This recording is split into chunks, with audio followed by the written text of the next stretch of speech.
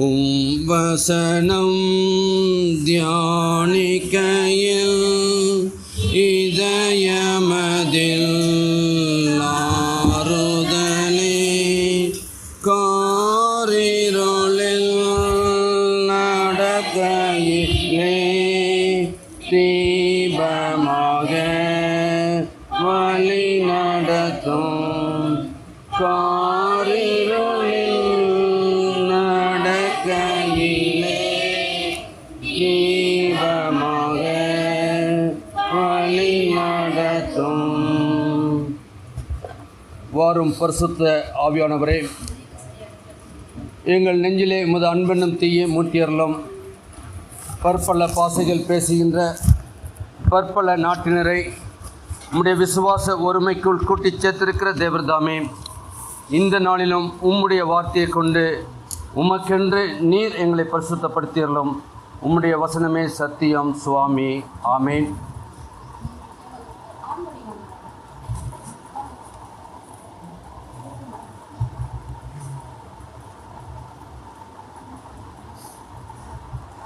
நம்முடைய பிதாவாகிய தேவனிடம் ஆண்டவராயிருக்கிற இயேசு கிறிஸ்துவிடம் நம் அனைவருக்கும் கிருபையும் சமாதானமும் உண்டாவதாக.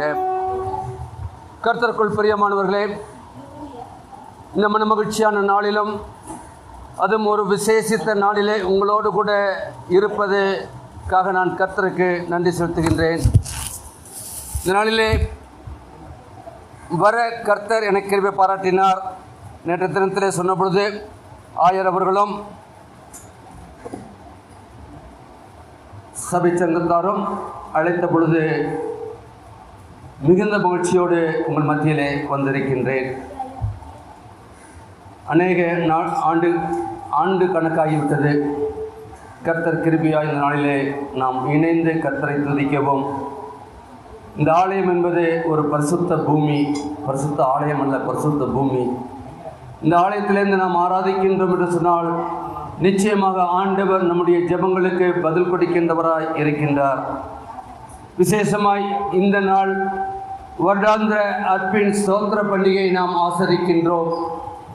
அதை குறித்து பாஸ்ரமா மிக அழகாக கவர்காணிக்கை வைப்பதற்குமாக அதனுடைய முழு இதையும் அவர்கள் சொல்லிவிட்டார்கள். எனவே இந்த நாளிலே திருச்சபை நமக்கு தியானத்துக்கென்று கொடுத்திருக்கின்ற வேத பகுதி, அதை நாம் வாசித்த முதலாம் பழைய ஏற்பாட்டு பகுதியாகிய உபாகமம் 26, அதை நாம் எடுத்து வைத்துக் கொள்வோம். அன்புக்குரியவர்களே, அர்ப்பின் ஸ்தோத்திர பண்டிகை என்கிற பொழுது ஹானர் தி காட், கர்த்தரை கனம் பண்ணுதல். நம் உலகத்தில் உள்ள மக்களை நாம் எப்படி கனம் பண்ணி அடைகின்றோம்? உலகத்தில் உள்ள மக்களுக்கு நாம் எவ்வளவு கனத்தை செலுத்தி கொண்டிருக்கின்றோம். ஆனால் நம்மை இம்மட்டுமாக பாதுகாத்து பராமரித்து, ஒருவேளை நாம் கடந்த ஆண்டு அர்ப்பின் பண்டிகை வந்த பிற்பாடு இந்த ஒரு ஆண்டிலே நம்மை நினைத்து பார்க்கின்ற பொழுது எவ்வளவாய் அதிசயமாய் நம்மை வழிநடத்தி வந்திருக்கின்றார். நம்முடைய கையின் பிரயாசங்கள் எல்லாவற்றையும் வாய்க்க பண்ணியிருக்கின்றார். நாம் இந்த நாளிலே ஜீவனோடு அவருடைய திருச்சமூகத்தில் வந்து நன்றி ஸ்தோத்திர படையலை நாம் செலுத்த முடியாய் கர்த்தர் கிருபை பாராட்டியிருக்கிறார். நிச்சயமாக நீங்கள் நானும் வந்திருப்பதின் நோக்கம் கர்த்தரை கனம் பண்ண வந்திருக்கின்றோம். ஏனால் கர்த்தரை கனம் பண்ணுகின்ற பொழுது, கர்த்தரை ஆராதிக்கின்ற பொழுது, கர்த்தருக்கு துதி ஸ்தோத்திரங்களை ஏறெடுக்கின்ற பொழுது நம்முடைய வாழ்க்கையிலே ஒரு மாறுதலை காண முடியும். நம்முடைய வாழ்க்கையிலே எதெல்லாம் தடையாக இருக்கின்றதோ எல்லா தடைகளையும் மாற்றி போடுகின்ற கர்த்தரை தான் இந்த நாளில் நாம் ஆராதிக்கின்றோம். கடந்த ஆண்டிலே எவ்வளவு தடைகள், எவ்வளவு பலவீனங்கள், எவ்வளவு சுகவீனங்கள், எவ்வளவு இழப்புகள், எவ்வளவாக நாம் சந்தித்திருக்கின்றோம். ஒருவேளை சில குடும்பங்களிலே நல்ல வைபவங்கள் நடந்திருக்கலாம். எல்லாவற்றுக்கும் காரணம் ஆண்டவர். எனவே அவர் எதிர்பார்க்கின்றது, அவருடைய திருச்சபத்திலே வந்து நீங்கள் நானும் கர்த்தரை கனம் பண்ண வேண்டும் என்று சொல்லி அவர் எதிர்பார்க்கின்றார். இன்றைக்கு இதை 3 தலைப்புகளிலே நாம் தியானிக்க கர்த்தர் நமக்கு கிருபை செய்வார். ஏன் கனம் பண்ண வேண்டும்? ஏன் கனம் பண்ண வேண்டும்? எப்படி கனம் பண்ண வேண்டும்? எங்கே கனம் பண்ண வேண்டும்? அன்புக்குரியவர்களே, ஏன் கனம் பண்ண வேண்டும்? உபாகமம் 26 பார்க்கின்ற பொழுது 11ஆம் வசனத்தின் பின்பகுதியை பார்க்கின்ற பொழுது அங்கு வாசிக்கலாமே. உன் வீட்டாரும் கர்த்தர் உனக்கும் உன் வீட்டாருக்கும் அனுக்கிரகம் பண்ணின சகல நன்மை நிமித்தம் சந்தோஷப்படுவீர்களாக. நாம் சந்தோஷம் படுகின்ற பொழுது ஆண்டவருடைய திருச்சமூகத்திலே வந்து கர்த்தரை நாம் கனம் பண்ண வேண்டும். நாம் மட்டுமல்ல, அங்க பார்க்கின்ற பொழுது உன் வீட்டாரும். இன்னைக்கு எத்தனை பேர் வந்திருக்கின்றோம்? குடும்பமாய் வந்திருக்கின்றோம், பிள்ளைகளோடு வந்திருக்கின்றோம், பெற்றோரோடு வந்திருக்கின்றோம். ஆண்டவர் பாராட்டின நன்மை முழு குடும்பத்துக்கும் அல்லவா, ஒரு தனிப்பட்ட மனிதனுக்கு அல்ல. நாம் கையில் பிரயாசங்களை வாய்க்கப்படுகின்ற கர்த்தர் முழு குடும்பத்தையும் ஆராய்த்து வந்திருக்கின்றார். எனவே அங்கு பார்க்கின்ற பொழுது உன் வீட்டாருக்கு அனுக்கிரகம் பண்ணின சகல நன்மை நிமித்தம் சந்தோஷப்படுவீர்களாக. சந்தோஷத்தோடு கூட ஆண்டவருடைய திருச்சமூகத்திலே வந்து கர்த்தரை கனம் பண்ண வேண்டும்.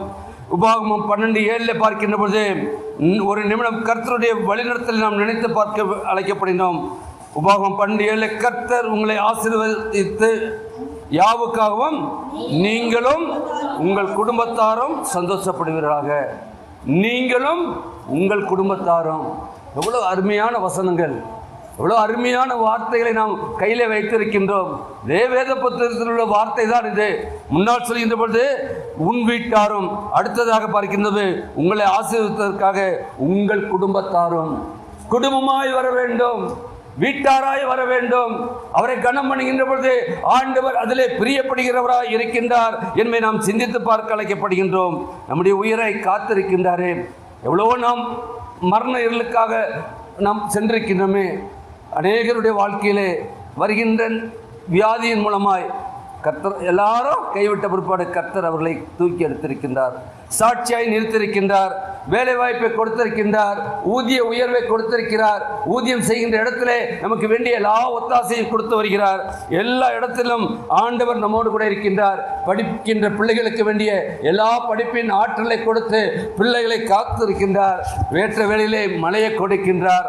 அது மட்டுமல்ல, நம்முடைய வாழ்க்கையிலே கடந்த ஆண்டிலே நாம் நினைத்து பார்க்கின்ற பொழுது எத்தனை பேர் வீடு கட்டணுமோ, வீடு கட்டினா வீடை கட்டிப்பார், கல்யாணத்தை பண்ணிப்பார். வீட்டையும் கட்டி பார்த்துருக்கோம், கல்யாணத்தையும் பண்ணி பார்த்துருக்க எத்தனை குடும்பங்கள் உண்டு. கடந்த ஆண்டிலே கர்த்தர் என்னென்ன காரியங்களே நமக்கு தேவை. இன்றைக்கு வாகன வசதி ஒருவேளை நாம் நினைத்து பார்ப்போம். நம்முடைய முன்னோர்கள் எப்படியாக நடந்தார்கள். காலில் செருப்பு இருந்ததா? செருப்பு கூட இல்லை. ஆனால் அவர்கள் கரடு மேடெல்லாம் நடந்தார்கள். ஆனால் அதற்கப்புறம் வந்த ஒரு ஜென்ரேஷன் சைக்கிள், அப்புறம் 2 வீலர். இன்றைக்கி நமக்கு 4 வீலர் கண்டிப்பாக இருக்குது. அது ஏதாச்சும் ஆச்சுன்னா நமக்கு ஒன்றும் இல்லை, நம்ம எவ்வளோ கஷ்டப்படுறோம். இன்றைக்கி வாகன வசதிகளை எல்லாம் கொடுத்திருக்கிறார். எல்லாவற்றையும் கொடுத்திருக்கிற கர்த்தர் எதிர்பார்க்கின்றது அவரை கனம் பண்ண வேண்டும். ஒருவேளை இன்றைக்கு நீங்கள் வந்திருக்கலாம். ஆண்டவர் நமக்கு 6 நாளை கொடுத்திருக்கிறார். 7ஆம் நாளிலே ஓய்ந்திருக்கின்றோம் என்று சொன்னால் நமக்கு கொடுக்கப்பட்ட சகல ஆசீர்வாதங்களை பெற்றிருக்கின்ற பொழுது ஒவ்வொரு ஓய்வு நாளிலும் ஆண்டவருடைய திருச்சமூகத்திலே வந்து அவருக்கு நாம் கனம் செலுத்துகின்றவர்களாக இருக்க அழைக்கப்படுகின்றோம். கனம் பண்ணுகின்ற பொழுது ஆண்டவர் மகிழ்கின்றார், ஆண்டவர் மகிழ்கின்றார். அதற்கு மேல் உங்களுக்கு எனக்கு என்ன வேண்டும்? ஆண்டவரை கனம் பண்ணுகின்ற பொழுது ஆண்டவர் மகிழ்ச்சி அடைகின்றார். அந்த மகிழ்ச்சி தான் உங்களுடைய வாழ்க்கையிலும் என்னுடைய வாழ்க்கையிலும், உங்கள் வீட்டிலும் என்னுடைய வீட்டிலும், உங்கள் குடும்பத்திலும் என்னுடைய வீட்டிலும் எப்பொழுதும் நிலையாயிருக்கும் என்பதை நீங்கள் அதை உணர்ந்து பார்த்து நீங்கள் கனம் பண்ண வேண்டும். இரண்டாவது, எப்படி கனம் பண்ண வேண்டும்? உபாகமம் 16:17 வாசிக்கலாம். எப்படி கனம் பண்ண வேண்டும்? நாம் கனமன வந்திருக்கின்றோம். இன்னைக்கு எத்தனை பேர் கையிலே ஆண்டவர் பாராட்டின நன்மையில முதல் பலனை கொண்டு வந்திருக்கின்றோமோ? உள்ள இன்னைக்கு நமக்கு நிலத்தில் இன்னைக்கு நிறைய கிடையாது. ஆனால் நம்முடைய உத்தியோகத்திலே நாம் செய்கின்ற பணியிலே கர்த்தர் நமக்கு வேண்டிய எல்லா காரியங்களும் தான். வாசிக்கலாமே. கர்த்தருடைய சன்னதியில் வெறுங்கையோடு வராமல் உன் தேவனாய கர்த்தர் உனக்கு அருளிய ஆசீர்வாதத்துக்கு தக்கதாக அவன் தன் தன் தகுதிக்கு ஏற்றபடி காணிக்கை கொண்டு வர கடவன். தகுதிக்கு ஏற்றபடி, தகுதிக்கு மிச்சி ஆண்டவர் எதிர்பார்ப்பவர் அல்ல. உங்களுக்கு என்ன கொடுத்திருக்கிறார் என்பதை ஆண்டவர் அறிந்திருக்கின்றார். அவர் கொடுத்த தகுதி இன்றைக்கு நாம் இருக்கின்றோம் என்று சொன்னால் அந்த தகுதிக்கு ஏற்ப கர்த்தருடைய திருச்சமூகத்திலே வந்து நாம் அவரை கனம் பண்ண வேண்டும். அதுதான் ஆண்டவர் எதிர்பார்க்கின்றார். அவன் தன் தன் தகுதிக்கு ஏற்றபடி. எனக்கு ஒன்றும் இல்லைன்னு யாரும் சொல்ல முடியாது. இன்றைக்கு நாம் ஜீவனோடு இருக்கின்றோம். இந்த ஜீவனோடு கூட இருக்கின்றோம் என்று சொன்னால் ஆண்டவருடைய ஜீவனுள்ள தேவனை நாம் ஆராதிக்கின்ற பொழுது நான் ஒன்றுமல்ல என்று சொல்லி வெறுங்கையோடு அல்ல, ஆண்டவர் என்னுடைய வாழ்க்கையிலே செய்த நன்மைகளை நினைத்து பார்த்து, ஆண்டவரே உம்முடைய பலிபீடத்திலே நான் காணிக்கையை மட்டுமல்ல ஆண்டவரே என்னையே படைக்கின்றேன். அதான் 200 நானப்பட்டேன்னா என் நிச்சய சுவாமியமுக்கு ஈவாய் படைக்கிறேன், இந்த காணிக்கையை நீர் கேட்டீர் என்று அறிவேன். ஆண்டவரிடத்தில் நீங்கள் காணிக்கையை படைக்கின்ற பொழுது நீங்கள் காணிக்கையை மட்டுமல்ல உங்களுடைய இருதயத்தை ஆண்டவர் ஆராய்ந்து பார்க்கின்றார். என்னுடைய மகளுடைய வாழ்க்கையிலே, என்னுடைய மகனுடைய வாழ்க்கையிலே நான் இவ்வளவாய் செய்தேனே, அதெல்லாம் நினைத்து பார்த்து இன்றைக்கு வெறும் கையோடு வராதபடி உமக்கு நன்றி செலுத்த முடியாய் வந்திருக்கின்றது என்று சொல்லி ஆண்டவர் மகிமைப்படுகின்றவராய் இருக்கின்றார். அது நாம் வாசித்த 26ஆம் அதிகாரம் பாகம் 2ஆம் வசனத்திலே பார்க்கின்ற போது, உன் தேவனாய கர்த்தர் உனக்கு கொடுக்கும் உன் தேசத்திலே நீ பயிரிடும் நிலத்தின் கனியெல்லாம் முந்தின பலனை எடுத்து ஒரு கூடையிலே வைத்து உன் தேவனாய கர்த்தர் தமது நாமம் விளங்கும்படி தெரிந்து கொண்டிருக்கும் தலத்திற்கு போய், அவருடைய நாமம் விளங்கும்படி நமக்கு கர்த்தர் கிருபையாய் ஒரு ஆலயத்தை கொடுத்திருக்கின்றார். அது அப்போஸ்தலனாகிய பவுல் ஆலயம். அவருடைய வாழ்க்கையிலே நாம் பார்க்கின்றோம், முழுவதுமாக கர்த்தருக்கென்று தன்னை அர்ப்பணித்தவராய் இருக்கின்றார். ஆண்டவரை ஏற்றுக்கொண்டு முதற்கொண்டு அநேக சபைகளை ஏற்படுத்தினார். அவர் எல்லாவற்றையும் ஆண்டவருக்காக ஒப்படைத்தார் என்று பார்க்கின்றோம். மற்ற எல்லாம் எனக்கு குப்பை. அப்படின் நீங்கள் நானும் எப்படி கனம் பண்ண வேண்டும் சொன்னால், இந்த உலகத்தில் உள்ள எந்த காரியமும் நம்மை அல்ல, ஆண்டவரை கனம் பண்ணுவதுதான் எனக்கு முந்தியது. அதுவும் முதல் பலனை, முந்தின பலனை. முதல்ல நம்ம சின்ன பிள்ளையா இருக்கிறப்ப நம்ம பார்த்துருக்கோம், ஆலயம் முழுவதும் பழைய ஆலயத்தில் எல்லாம் இருக்கும், தோட்டத்தில் என்ன இருந்ததோ எல்லா காய்கறியும் எல்லாம் இருக்கும். இன்றைக்கி ஒருவேளை நம்முடைய இது மாறிவிட்டது. ஆனால் ஆண்டவர் இன்றைக்கும் அநேகர் கொண்டு வந்திருக்கின்றார்கள். அப்படின்னா ஆண்டவர் எதிர்பார்க்கின்ற ஒன்று, நம்முடைய காரியம் எதோ அது முதற் பலனை ஆண்டவருக்கு நாம் செலுத்த அழைக்கப்பட்டவர்களாக இருக்கின்றோம். அன்புக்குரியவர்களே, இன்னும் யாத்திராகமத்திலே பார்க்கின்ற போது 22ஆம் அதிகாரம் 23 இப்படியாக பார்க்கின்றது. யாத்திராகம் 22:29 முதல் பழுக்கும் உன் பழத்தையும் வடியும் உன் ரசத்தையும் காணிக்கையாக செலுத்த தாமதிக்க வேண்டாம். எப்படி கனம் வேண்டுமாம்? தாமதிக்க கூடாது. பார்த்துக்கலாம், அடுத்த வாரம், அடுத்த ஆண்டு பார்த்துக்கலாம், இந்த ஆண்டு வேண்டாம், ஆனால் அடுத்த ஆண்டோ அடுத்த மாதமோ நீங்கள் நானும் உயிரோடு இருப்போம் என்று சொல்லி சாஸ்வதம் இல்லை. அதனால் சொல்லப்படுகிறது, தாமதிக்காதபடி. மற்ற எல்லாவற்றுக்கும் நீங்கள் தாமதித்தாலும் ஆண்டவரை எப்படி கனம் பண்ண வேண்டுமாம்? தாமதிக்காதபடி நீங்கள் தான் கனம் பண்ண வேண்டும். இன்றைக்கு அழைப்பு கொடுக்கப்பட்டிருக்கின்றது சொன்னால் ஆண்டவர் ஏதோ நோக்கத்தோடு கூட நம்மை அழைத்திருக்கிறார். இந்த ஆண்டு முழுவதும் நமக்கு எல்லா நன்மையிலும் செய்த கர்த்தர் எதிர்பார்க்கின்றது, அவர் முதல் பழத்தையும் ரசத்தையும் காணிக்கையாக செலுத்த தாமதிக்க வேண்டாம் என்று சொல்லி பார்க்கின்றோம். எல்லாவற்றிலும் முதல் பங்கை ஆண்டவர் எதிர்பார்க்கின்றார்.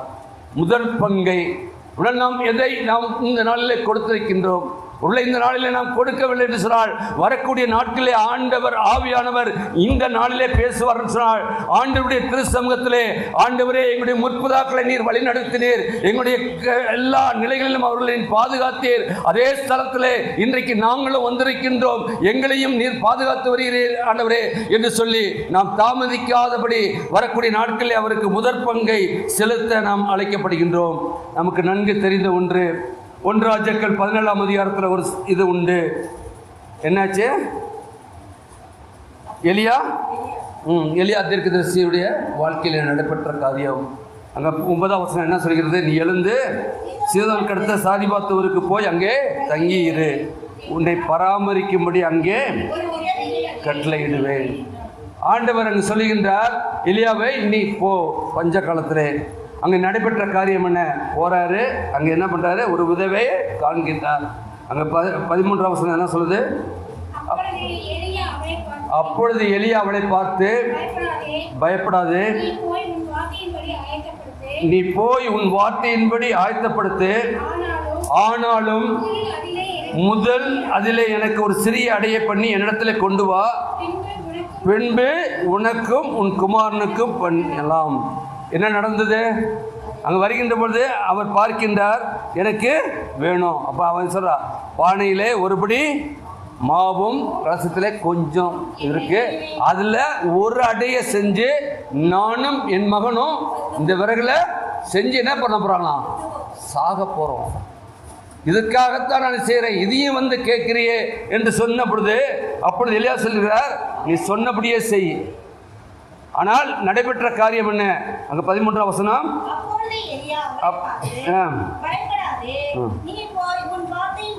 செய். 14 கர்த்தர் தேசத்தின் மேல் பழைய மழையை கட்டளையிடும் நாள் மட்டும். எங்க பஞ்சம், மழை இல்லை, வறட்சி. ஆனால் நடைபெற்ற காரியம் என்ன? நீ சொன்னபடியே போய் செஞ்சுட்டு ஏன் முதல்ல எனக்கு கொடுன்னு சொன்னோன்னே அங்கே நடைபெற்றது. பானையின் மாவு செலந்து போகும் இல்லை, கலசத்தில் எண்ணெய் குறைந்து போவதும் இல்லை என்று இஸ்ரவேலின் தேவனாகிய கர்த்தர் சொல்லுகிறார் என்றார். அன்புக்குரியவர்களே, ஆண்டவர் எதிர்பார்க்கின்ற காரியம் அதுதான். இன்றைக்கு நம்முடைய வாழ்க்கையிலே நாம் ஒன்றும் இல்லை ஆண்டவரே என்று சொல்லி இதோடு முடிஞ்சது என்று சொன்னால் முடிவுதான். ஆண்டவர் நம்மிடத்திலே அற்புதம் செய்கின்ற நேரமாக இருக்கிறது. ஹல்லேலூயா, ஹல்லேலூயா. நம்முடைய வாழ்க்கையிலே எல்லாம் முடிந்தது, இனி ஒன்றும் அல்ல என்று சொல்லி நாம் நினைக்கின்ற பொழுதுதான் ஆண்டவர் அற்புதமாய் நம்மை தூக்கி நிறுத்தி அநேகருக்கு சாட்சியாய் வைக்கின்றார். அதற்காக நாம் அவரை பிரதிபலிக்க, அவருக்கு சாட்சியாய் வாழ அப்படியே நாம் கனம் பண்ண அழைக்கப்படுகிறோம். அங்கு பார்க்கின்ற பொழுது அந்த பெண்ணுடைய வாழ்க்கையிலே, அந்த விதவியினுடைய வாழ்க்கையிலே கடைசி மட்டுமாக அது குறையவே இல்லை. நிறைவான ஆசீர்வாதம், நிறைவான ஆசீர்வாதம். ஆண்டவர் கொடுக்கின்ற ஆசீர்வாதம் கொஞ்சம் கொஞ்சம் அல்ல, அது நிறைவாயிருக்கும். அவர் கொடுக்க சித்தம் கொண்டால் அதை எதிர்பார்க்கின்றது என்ன? நாம் அவரை கனப்படுத்த வேண்டும். ஆண்டில் ஒரு முறை நம்முடைய திருச்சபை இப்படிப்பட்ட ஒழுங்கை வைத்திருக்கின்றது. அது ஒழுங்கை வைத்திருக்கின்றது சொன்னால் அதற்கு காரணம் என்ன? நாம் கூடி வருகின்ற பொழுது ஆண்டவருடைய நாமம் மகிமைப்படுகின்றது. அதன் மூலமாய் நம்மை சுற்றி இருக்கின்ற மக்கள் எல்லாம் ஆண்டவரை யார் என்று அறிந்து கொள்வார்கள். ஆண்டவருக்குள்ளாக அவர்களை நாம் வழிநடத்துகின்றவர்களாக இருக்கின்றோம். இன்றைக்கு நாம் எத்தனை பேருக்கு இந்த அர்ப்பண சோஸ்தர் பட்டியை சொல்லியிருக்கின்றோம்? இன்னைக்கு திருச்சபையின் எத்தனை குடும்பங்கள் நாம் வந்திருக்கின்றோம்? இன்னும் குடும்பங்கள் உண்டு. ஏன் ஆண்டவர் எதிர்பார்க்கின்ற காரியம் ஒருவரும் அழிந்து போகக்கூடாது. எல்லாருக்கும் அவர் ஆசீர்வாதத்தை வைத்திருக்கின்றார். அந்த ஆசீர்வாதத்தை பெற்றுக்கொள்ள நாம் அவரோடு கூட இருக்க வேண்டும். முதற் பலனை கொண்டு வந்து அவருக்கு கொடுக்க வேண்டும். நீதிமொழியில் பார்க்கின்ற போது நீதிமொழிகள் 3ஆம் அதிகாரம் 9ஆம் வசனம் சொல்கிறது, அங்கே உன் பொருளாலும் உன் எல்லா முதற் பலனாலும் கர்த்தரை, உன் பொருளாலும் உன்னுடைய விளைநிலங்களின் எல்லா முதற் பலனாலும் அவரை கனம் பண்ண வேண்டும். ஆண்டவர் இந்த நாளிலே நாம் எப்படியாக வந்திருக்கின்றோம் அதிலே பார்க்கின்ற பொழுது நாம் வாசித்த இதில் பார்க்கின்றோம் 26:12 பார்த்தீங்கன்னா 10ல் 1 செலுத்தி கனம் பண்ண வேண்டும். நீ உன்ன வரத்திலெல்லாம் 10ல் 1 செலுத்தி தசமபாகம் கொடுக்குறோமா? தசமபாகத்தை ஆண்டவருக்கு அர்ப்பணிக்கின்றோமா? மாதம் மாதம் நமக்கு கர்த்தர் நம் கையின் பிரயாசங்களை வாய்க்கப்படுகின்றாரு. கர்த்தர் நம்முடைய காரியங்களை எல்லாவற்றிலும் அவர் நம்மோடு கூட இருக்கின்றாரே. நம்முடைய நாம் வாங்கின்ற ஊதியத்திலிருந்து கர்த்தருக்கு 10ல் 1 ஆண்டவருடைய திரு சன்னிதானத்தில் வந்து நாம் கொடுத்து கர்த்தரை நாம் கனம் பண்ணுகின்றோமா? ஆண்டவர் எதிர்பார்க்கின்ற காரியம் வேதவசனம் சொல்கின்றது. வேதவசனம் சொல்கிறது 10ல் 1 உன் வரத்தில் எல்லாம் 10ல் 1. ஆண்டவர் நம்முடைய வார்த்தையிலே அவர் எவ்வளவாய் நம்மை போஷித்திருக்கின்றார். நம்முடைய வாழ்க்கையிலே அவர் நம்மோடு கூட இருக்கின்றாரே. மல்கியாவிலே பார்க்கின்ற பொழுது மல்கியா 3:8 சொல்லப்படுகின்றது, மனுஷன் தேவனை வஞ்சிக்கலாமா? நீங்களோ என்னை வஞ்சிக்கிறீர்கள். எதனாலே உம்மை வஞ்சித்தோம் என்கிறீர்கள்? தசம பாகத்திலும் காணிக்கையிலும் தானே. தசம பாகத்திலும் காணிக்கையிலும் தானே. பாருங்க, மல்கியா தீர்க்கதரிசி மூலமாய் சொல்லப்படுகின்ற வார்த்தை இன்றைக்கு நமக்கு ஏதோ அந்த காலத்தில் சொல்லப்பட்டது அதல்ல. இன்றைக்கு நமக்கு புதிய இஸ்ரவேல் மக்களாய் வாழ்ந்து கொண்டிருக்கிற உங்களுக்கு எனக்கு சொல்லப்படுகின்றது, நீங்கள் எதனால் வஞ்சித்தீர்கள் என்று சொல்லி கேட்கிறீர்கள். நீங்கள் உங்களுடைய தசம பாகத்திலும் காணிக்கையத்திலும் தானே வஞ்சித்தீர்கள் என்று சொல்லி பார்க்கின்றோம். அதே மல்கியா 3:10 தசம பாகங்கள் எல்லாம் என் பண்டகசாலையை கொண்டு வாருங்கள், அப்பொழுது நான் வானத்தின் படவெளிகளை திறந்து இடம் கொள்ளாமல் போக மட்டும் உங்கள் மேல் ஆசீர்வாதத்தை வசிக்க பண்ண மாட்டேனோ என்று அதனாலே என்னை சோதித்து பாருங்க. ஆண்டவர் சொல்கிறார், என்னுடைய சாலையிலே, பண்டக சாலையிலே, என்னுடைய ஆலயத்திலே நீங்கள் கொண்டு வந்து கொடுத்து பாருங்கள். இன்றைக்கு கொண்டு வந்திருக்கின்றீர்களே, கொடுத்திருக்கின்றீர்களே, நிச்சயமாக அதனுடைய பலனை நீங்கள் கண்டு வரக்கூடிய நாட்களிலே ஆண்டவருக்கு சாட்சியாக இருக்க போகின்றீர்கள். ஆண்டவர் கண்டார். கண்டது மட்டுமல்ல, அவர் சொல்கிறார், வானத்தின் பனகளிலே திறந்து இடங்கொள்ளாமல் போக மட்டும் நீங்கள் நினைப்பதற்கு மேலாக ஆண்டவர் உங்களை இந்த ஆண்டிலே அவர் ஆசீர்வதிக்க சித்தமுள்ளவராக இருக்கின்றார். நீங்கள் படைத்த கவர் காணிக்கையாக இருக்கட்டும், வந்திருக்கின்ற பொருளாக இருக்கட்டும், அதனால சொல்லுவாங்க, ஒரு வீட்டில இருந்து ஒரு பொருளாவது வரணும், இங்கிருந்து ஒரு பொருளாவது உங்க வீட்டுக்கு போகணும். காசுக்காக அல்ல, இங்கிருந்து எடுத்துட்டு போறது ஆசீர்வாதத்தின் பாத்திரமாக இருக்கின்றது. இங்கிருந்து நீங்கள் கொண்டு போகிறீர்கள் சொன்னால் வெறும் கையோடு போவதல்ல, ஒரு பொருளை நீங்கள், அது விலை மதிப்பற்றது. ஆண்டவருடைய திருச்சமத்திலே நாம் எதை வாங்கினாலும் ஆண்டவருக்காக நாம் கொடுக்கின்றோம். நீங்கள் கொடுக்கின்ற அந்த காணிக்கை என்பது ஆண்டவருடைய நாமம் மகிமைப்படத்தக்கதாய், ஆண்டவருடைய நற்செய்தி உலகத்திலே பரவும்படியாய் நாம் கொடுக்கின்றோம். எனவே நீங்கள் நானும் வஞ்சிக்காதபடி ஆண்டவர் எதிர்பார்க்கின்றது 10% தசமபாகமா. அநேக சபையில் பாருங்க, 10% தசமமாக கொண்டு போகிற சபை தான் இன்னைக்கு ஓடுறாங்க, மக்கள் ஓடிக்கிட்டு இருக்காங்க. ஆனால் நம்முடைய நம்முடைய திருச்சபை சொல்கிறோம், ஆனால் போடுறது இன்னைக்கு ஆண்டவரை விட்டு ஊழியர் பின்னால் சென்று கொண்டிருக்கின்ற ஒரு ஜன கூட்டம் வாழ்ந்து கொண்டிருக்கின்றது. ஆண்டவரை அறியாத மக்கள் அல்ல, ஆண்டவரோடு கூட ஆண்டவருடைய அன்பை ருசித்து அந்த குடும்பமாய் ஆண்டவருக்கு அரிய பெரிய காரியங்களை செய்த மக்கள் இன்றைக்கு ஊழியர் பின்னால் போய்கொண்டிருக்கின்ற காரியங்களை பார்க்கின்றோம். ஊழியருக்கு முக்கியத்துவம், ஆண்டவருக்கு அல்ல. அன்புக்குரியவர்களே, நம் ஆசீர்வாதத்தை ஆண்டவர் வர்ஷிக்க பண்ணியிருக்கின்றார். ஆண்டவர் தான் நம்முடைய தேவைகள் எல்லாவற்றையும் சந்தித்து வருகிறார். இன்றைக்கு நீங்கள் நானும் நடக்கின்றோம் என்று சொன்னால் ஆண்டவர் தான் நடக்க வைக்கின்றார். 16-17 வருஷமா லெஃப்ட் கிழக்கில் 2 ஸ்க்ரூ தான், இந்த 2 ஸ்க்ரூ வச்சு தான் ஓடிக்கிட்டு இருக்கேன்.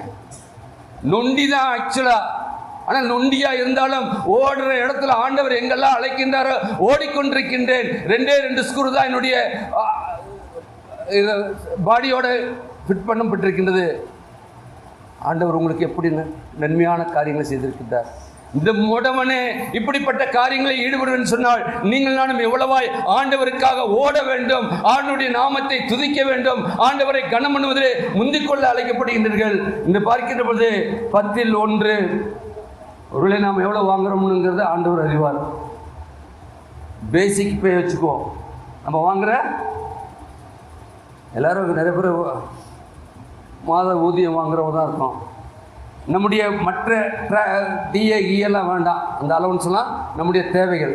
பேசிக் நாம் செய்கின்ற வேலையிலே, அது பென்ஷனாக இருக்கட்டும், எதுவாக இருக்கட்டும், பேசிக்னு ஒன்று இருக்குல்ல, அந்த பேசிக் பேல 10% நம்ம கொடுத்துருக்கணுமா? ஆண்டவருக்கு கொடுக்குறோமா? மாதம் மாதம் கொடுக்கின்றோமா? ஆண்டவர் எதிர்பார்க்கின்ற காரியம். அதுதான் இன்னைக்கு திருச்சபையிலே இன்றைக்கு நாம் வளர்ச்சிக்கான காரியங்களை செய்ய முடியும். எத்தனை பேர் 1ஆம் தேதி காலை வாக்குத்தத்த ஆராதனையில் வந்து முழங்கால் படிக்கின்ற பொழுது எத்தனை குடும்பங்கள் நமக்கு இந்த மாதம் ஆண்டவர் எனக்கு கிருபியாய் ஊதியத்தை பெறப்பண்ணி இருக்கின்றார். நம்மளோட படித்தவங்க நிறைய பேர் இருக்காங்க, நம்முடைய டாக்டரேட் முடித்தவங்க இருக்காங்க.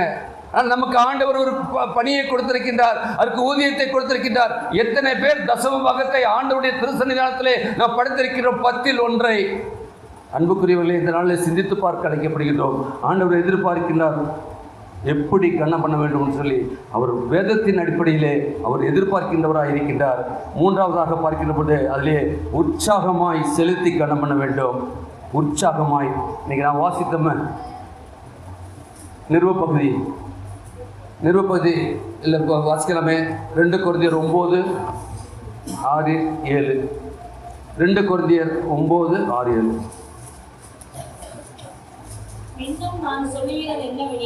பின்னும் நான் சொல்லுகிறேன். அப்போஸ்தலனாகிய பவுல் சொல்கிறார் கொரிந்து சபைக்கு. அதே தான் இன்றைக்கு ஆவியானவர் இன்றைக்கு நம்முடைய திருச்சபைக்கு சொல்லுகின்ற வார்த்தையா இருக்கிறது. பின்னும் நான் சொல்லுகிறது என்னவெனில், சிறுக விதைக்கிறவன் சிறுக அறுப்பான், பெருக விதைக்கிறவன் பெருக அறுப்பான். அவனவன் விசனமாயும் அல்ல. நல்லா கேட்டுக்குங்க.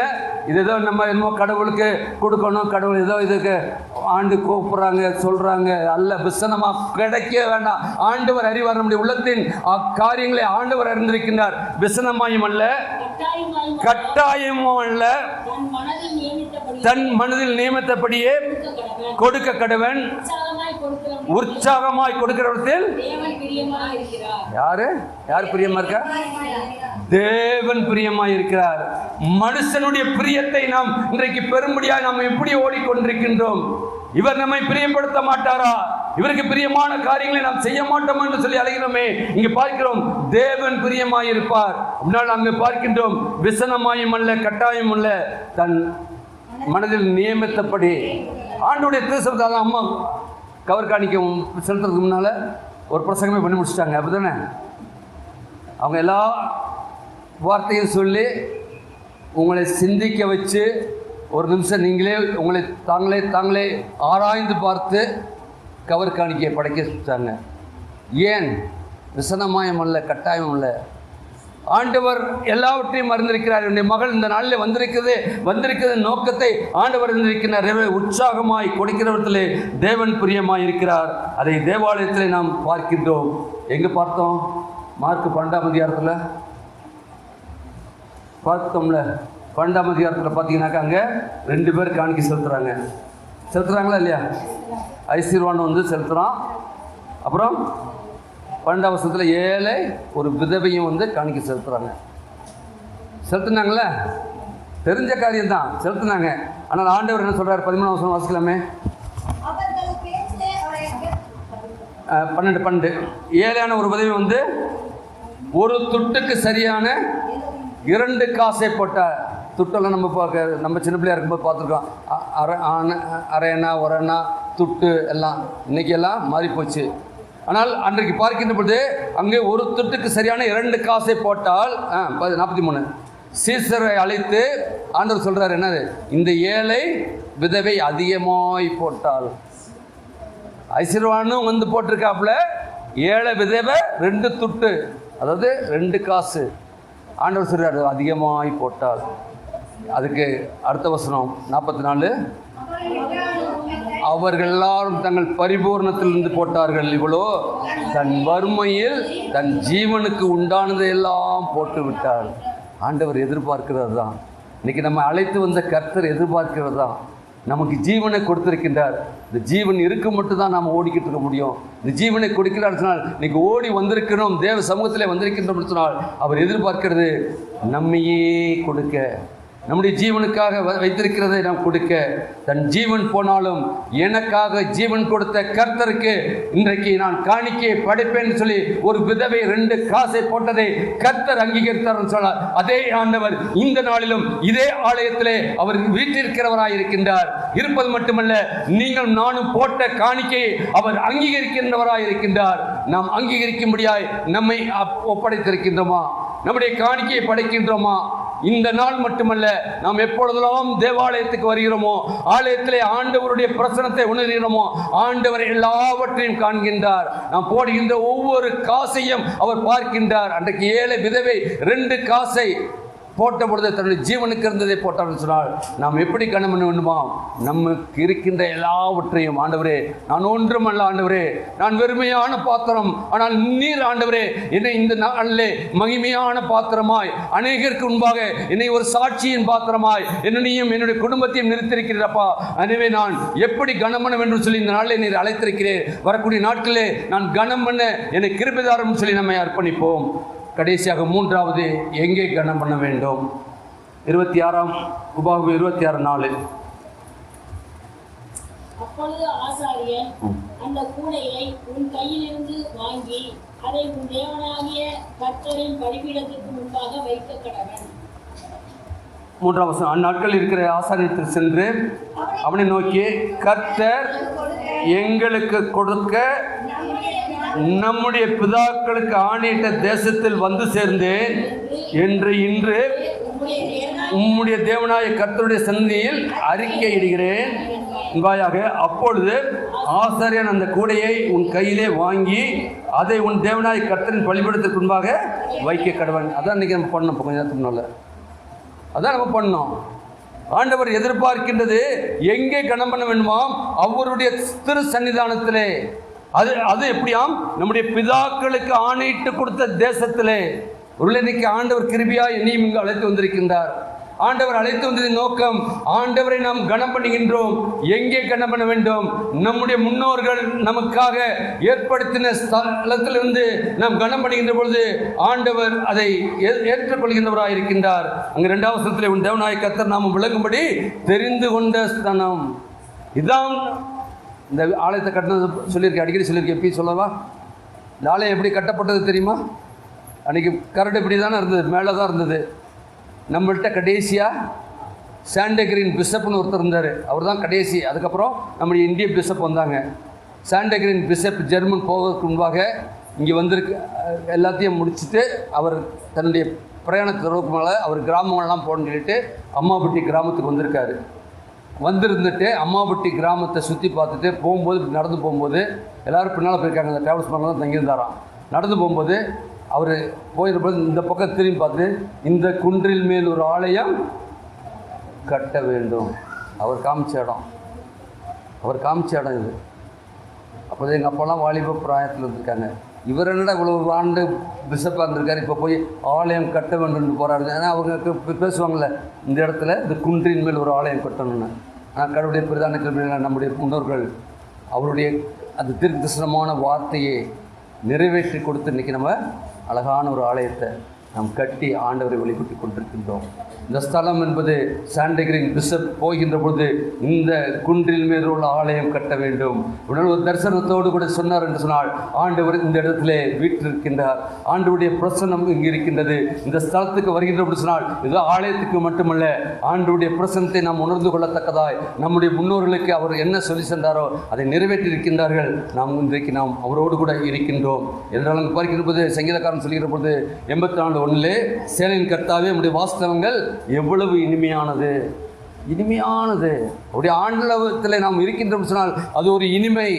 அந்த இனிமையை நீங்கள் நானும் பெற்றுக்கொள்ளத்தக்கதான் கர்த்தர் அழைத்திருக்கின்றார். 2வது வசனம் சொல்கிறது, என் ஆத்மா கர்த்தருடைய ஆலய பிரகாரம் மேல் வாஞ்சையாய் கவனமாக இருக்கிறது. நாம் ஆலயத்துக்கு வரணும்னா ஆசை இருக்கணும், ஓடி வரணும், ஏதோ போகணும் இல்லை. அப்படி வர்றது ஆண்டவரும் அறிவார். ஒரு இங்கே இருக்க மனுஷரே நம்ம பார்க்குறோம். ஆலயத்துக்கு போகணும்னா ஆசையோடு வரணும், ஆர்வத்தோடு வரணும், ஆராதிக்க வரணும், ஆண்டவரை மகிமைப்படுத்த வேண்டும். இது ஆண்டவர் எதிர்பார்க்கின்ற காரியம். எங்கே கனம் பண்ண வேண்டும்? அவர் நமக்கென்று நம்முடைய முற்பதாக்கள் மூலமாய் கொடுத்த அந்த ஸ்தலத்திலே வந்து நாம் ஆராதிக்கின்ற பொழுது ஆண்டவர் அதில் பிரியப்படுகின்றவராக இருக்கின்றார். அங்கே பார்க்கின்ற 122 சங்கீதம் 1 கர்த்தருடைய ஆலயத்துக்கு போவோம் என்று சொன்ன பொழுது மகிழ்ச்சியாயிருந்தேன். சங்கீதக்காரன் சொன்னான், கர்த்தருடைய ஆலயத்துக்கு போவோம் என்று சொன்னபோது மகிழ்ச்சியாக இருந்தேன். இன்னைக்கு மகிழ்ச்சியோடு கூட இந்த அர்ப்பின் பண்டிகையை நாம் ஆசரிக்க அழைக்கப்பட்டிருக்கின்றோம். மகிழ்ச்சியோடு, ஏதோ கடமைக்காக அல்ல. வருடம் வருகிறது அக்டோபர் மாதம், நம்ம அல்ல, நாம் மகிழ்ச்சியோடு கூட ஒருவேளை இன்றைக்கு எப்படி வந்திருப்போம் என்பதை ஆண்டவர் அறிந்திருக்கின்றார். ஆண்டவரை, இந்த நாளில் நான் வந்ததின் நோக்கத்தை நீர் அறிந்திருக்கிறப்பா, இந்த நாளில் கொடுத்த சத்தியத்தை நான் அறிந்திருக்கிறேன். ஏன் கனம் பண்ண வேண்டும், எப்படி கனம் பண்ண வேண்டும், எங்கே கனம் பண்ண வேண்டும் சொல்லி நீர் எனக்கு கற்றுக் கொடுத்திருக்கிறப்பா. ஆவியானவரே, இனி வரக்கூடிய நாட்களே நானும் என் குடும்பமும் இந்த நாளில் கேட்ட சத்தியத்தின்படி வாழ உமக்கென்று சாட்சியாக இருக்க எனக்கு கிருபை தாரும் சொல்லி ஆண்டவருடைய திருச்சமூகத்திலே அர்ப்பணியுங்கள், ஆண்டவரிடத்திலே அர்ப்பணியுங்கள். ஆவியானவர் உங்களோடு கூட இடைபடுவார். நீங்கள் என்ன செய்ய வேண்டுமோ, எப்படி நடக்க வேண்டுமோ, எப்படி காரியங்களை செய்ய வேண்டுமோ எல்லாவற்றையும் போதிக்கின்ற கர்த்தராய் இருக்கின்றார். இந்த நாளில் வந்திருக்கிற நீங்கள் நானும் ஆண்டவருடைய திருச்சமூகத்திலே கேட்ட சத்தியத்தின்படி வாழ உங்களுக்கும் எனக்கும் பரிசுத்த ஆவியானவர் நம்மை கிருபையும் ஒத்தாசையும் செய்வாராக. ஆமென். ஜெபம் செய்வோம்.